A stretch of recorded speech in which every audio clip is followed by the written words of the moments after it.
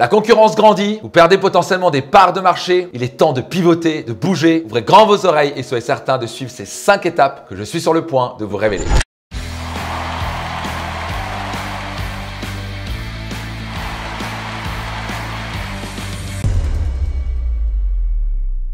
Bonjour, ici Max Piccinini, je suis entrepreneur depuis plus de 20 ans, je suis mentor, master coach et auteur best-seller du livre Réussite Maximum et j'ai vraiment un bonheur et une passion énorme à vous aider, vous les entrepreneurs, à vous démarquer, à prospérer, à devenir financièrement libre et épanoui sur le chemin. Donc bienvenue dans cette nouvelle vidéo, on va parler de 5 étapes à suivre pour vous démarquer de votre concurrence et comment en gros éviter de vous faire bouffer par la concurrence et au contraire d'avancer, de progresser et même de dominer votre concurrence. Donc juste avant que je vous partage ces 5 clés, soyez certain de cliquer sur le bouton s'abonner ainsi que la petite cloche de notification pour recevoir gratuitement la notification de mes prochaines vidéos. Donc avant qu'on rentre dans le vif du sujet, j'aimerais vous donner une différente perspective de la compétition. Parce que pour beaucoup on est là, oh, la compétition arrive et puis oh, ils vont me bouffer tout cru, etc. C'est comme une sorte d'adversaire et des méchants qui vont vous tuer. Si on regarde vraiment l'étymologie du mot compétition, ça vient du mot competitio, du mot latin, qui en fait veut dire collaborer avec. Et en fait, quand on réfléchit à collaborer avec, c'est qu'en fait, la compétition vous aide, vous force, est une aide, et comme un frère ou une sœur qui vous pousse à devenir meilleur. Le jour où j'ai vraiment compris ce sens, je me dis waouh, au lieu de voir la compétition comme des méchants ou pas trop quoi, qui prennent des parts de marché, mais plutôt waouh, en fait, ils m'aident à devenir meilleur. C'est pas génial de se dire ça. Donc, je voulais vous donner cette perspective, j'espère que ça vous aide. Et maintenant, on va parler de ces 5 étapes à suivre. Si vous regardez cette vidéo, peut-être que maintenant la compétition est montée, peut-être que vous avez un petit peu peur, vous dites oh là, il faut que je me bouge, et c'est bien, il vous force à devenir meilleur. La première étape à suivre, c'est d'accueillir la différence. Le premier réflexe, c'est de faire comme les autres. Le premier réflexe, c'est la conformité. Peut-être entendu ça dans une de mes vidéos, dans mes programmes et séminaires. La conformité en affaires va vous tuer. Et souvent le réflexe, on a quelqu'un ouvre un restaurant qui marche, la personne ouvre à côté un restaurant qui est strictement le même. Il ouvre une pizzeria, il ouvre une pizzeria. Et ça, c'est le réflexe des gens. Et bien ça, quand vous êtes copié, c'est un bon signe. C'est que vous êtes leader de votre marché, c'est que vous faites plutôt bien les choses. C'est que vous avez un train d'avance et que les autres vous copient et qui manquent d'imagination. Souvent les réflexes que eux ils ont ou que vous avez, c'est de faire comme les autres. Vous voulez jamais faire ça. Si vous faites une copie de l'autre, vous allez vous faire flinguer. Vous voulez pas être une copie, vous voulez vous démarquer. Donc le plus vous êtes différent, le plus vous avez de chances de survie. Le plus vous osez et embrassez votre différence, le plus vous allez être visible. Donc je donne souvent un exemple. Je me rappelle, on avait fait un petit tour en Nouvelle-Zélande et il y a des moutons partout qui sont tous blancs et d'un coup on a vu un mouton violet. Et là on s'arrête immédiatement, on prend les photos. Super smart de la partie du fermier ou de l'éleveur parce que d'un coup on se dit ah ils vendent des pulls, de la laine Merino, etc.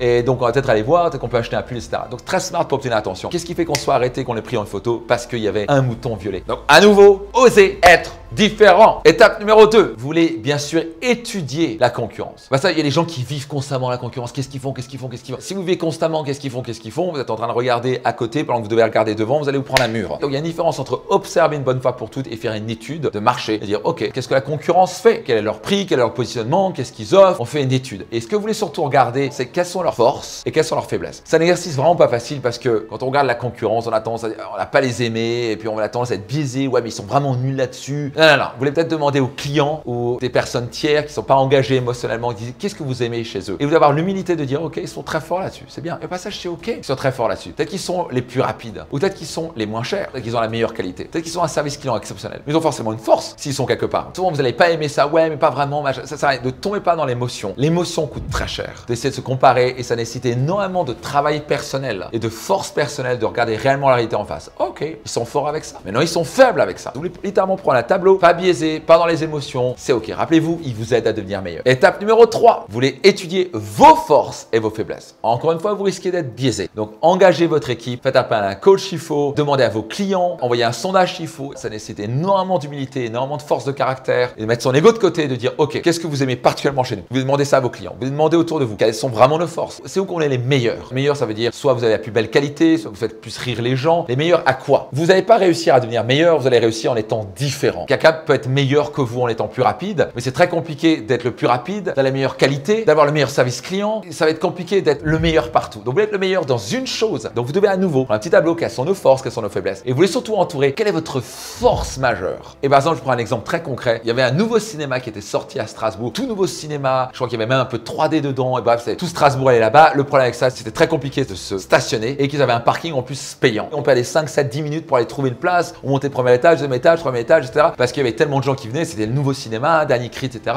Et entre-temps, il y a quelqu'un de très smart qui a fait ça. Il y avait un nouveau cinéma à Colmar, donc c'était environ à 20-25 minutes de route, qui eux ont marketé à Strasbourg le fait de dire tout nouveau dernier cinéma, machin, dernier cri, IMAX et compagnie, mais parking gratuit. Et donc ils ont pu attirer des clients en étant différents. Est-ce qu'ils étaient meilleurs? Franchement, c'est le même cinéma, à la fin c'est le même film, c'est les mêmes sièges, ils sont tous les deux nouveaux. C'est pas ceux qui vont gagner. Mais c'est comme ça qu'ils sont démarqués. S'ils disaient la même chose, on est pareil, c'est très compliqué de gagner. Vous voulez pas être juste comme les autres, vous voulez avoir un point différenciant et vous voulez être clair sur votre point différenciant. Étape numéro 4. Quelle est la force majeure chez vous que votre concurrence va vraiment avoir du mal à vous battre? Et ça, c'est très important à comprendre parce que peut-être que eux, ils vont vous botter le cul dans un truc. Et c'est OK parce qu'il y a des gens, il y a une partie du marché qui veulent les plus rapides par exemple. Mais ils ont la qualité de merde. Par contre, vous pouvez offrir les meilleures pizzas qui ont le meilleur goût, qui font dans la bouche, qui sont les meilleures, je sais pas trop quoi. Et donc, c'est comme ça que vous allez gagner. Vous dire, tu sais quoi, nous, OK, faut attendre un petit peu. Si vous voulez livrer chez vous, ça prendra 45 minutes, mais vous allez avoir la top pizza. Faites-le vraiment, stratégiquement, systématiquement. Utilisez votre cerveau. Notez attentivement force, faiblesse, concurrence, faiblesse, etc. Quelle est leur force et leur faiblesse et surtout quelle est notre force. Donc, quelle est votre force majeure où votre concurrence va vraiment avoir du mal à vous battre? Vous êtes certain de l'entourer, de la noter. Étape numéro 5, c'est de pivoter votre entreprise et votre marque et de tout miser sur votre différence. Appuyez sur l'accélérateur sur votre différence, votre force majeure, de communiquer dessus et de devenir encore meilleur. Si votre pizza était très bonne, maintenant elle doit devenir la meilleure du monde. Vous étiez rapide, vous voulez devenir encore plus rapide. Donc, vous allez pouvoir dominer votre concurrence, en tout cas vous démarquer votre concurrence et pas seulement survivre mais prospérer. Quand vous avez identifié votre force, votre concurrence va vraiment avoir du mal à vous concurrencer et vous misez tout dessus pour avancer tellement loin, ce qui va faire que votre concurrence déjà a un train de retard et quand vous mettez l'accélérateur sur cette différence-là, ils vont dire, ah, tu sais quoi, ils sont allés tellement loin maintenant, on va même pas les aventurer. Et donc, ce qui se passe, c'est que vous êtes différent. Vous êtes le mouton violet. Il y a des gens qui vont détester le violet parce qu'ils veulent pas rapide, ou ils veulent pas la meilleure qualité. Peut-être que vous êtes un peu plus cher, mais par contre, vous avez une qualité exceptionnelle. Peut-être que vous êtes les plus rapides, ou peut-être que vous avez un service client exceptionnel. Mais vous êtes tellement fort et alors vous voulez mettre le champignon dessus. Et souvent, l'erreur que font les entrepreneurs, ils se disent, ah, on est bon là, ah, mais eux, ils sont bons là. Ils essaient d'être bons partout. Et en étant bons partout, vous allez mourir. Parce que les gens ne cherchent pas du bon, ils cherchent l'extraordinaire. Ils veulent quelque chose d'exceptionnel dans le monde. Et c'est qu'en vous démarquant et en appuyant sur l'accélérateur, sur vraiment votre grande force, qui fait qu'aucune concurrence va essayer de s'aventurer. Et donc, vous allez pouvoir dominer votre marché et absolument assurer non seulement la survie de votre entreprise, mais aussi la prospérité de votre entreprise.